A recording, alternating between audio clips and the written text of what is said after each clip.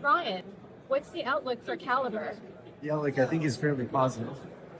The company has just announced a merger with Equinox Gold, but we're also at the precipice of transition from final construction of the Valentine Gold Mine in Newfoundland, Canada, into operations during the second quarter of this year. And so we're at a very unique time where the combined company will have ramping up production at the Greenstone asset in Canada.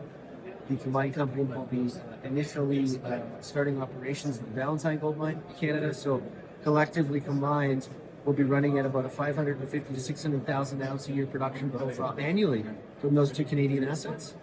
But first and foremost, what's important is we have to get through the transaction. So it's been announced. And then April 24th, there's a special meeting of shareholders. The special meeting of shareholders will be where people will vote on the transaction. Calibre needs to get 66 and 2/3 to approve the transaction, and then there's the formal regulatory and court approvals that happen after that. And how are you engaging your shareholders? I would assume that, given the fact that you're a master investor, you have a lot of retail individual shareholders? We do. We've actually hired a group called Laurel Hill Proxy Solicitation to help us with all of that engagement with various institutional and retail shareholders. Okay. So it's beginning pretty aggressively now. Now, just one more question. 51st state. When do you think? I really have no comment on that. This imaginary line, 51st state.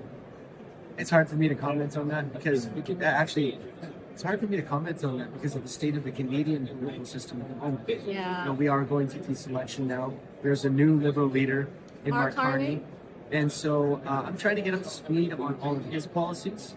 And what it seems as though Mark Carney is kind of going from a very liberal platform to maybe a bit more center and maybe a bit more conservative platform based on what we're hearing. And, so in the end, it's hard for me to comment on the 51st state question, but I believe that Canadians probably want to see a change in how the country is being run.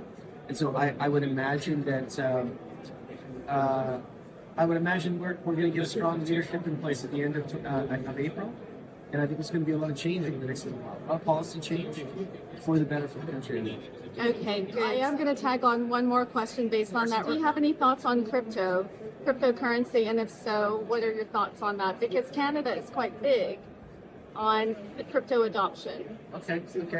Yeah, so I don't have too much experience with crypto.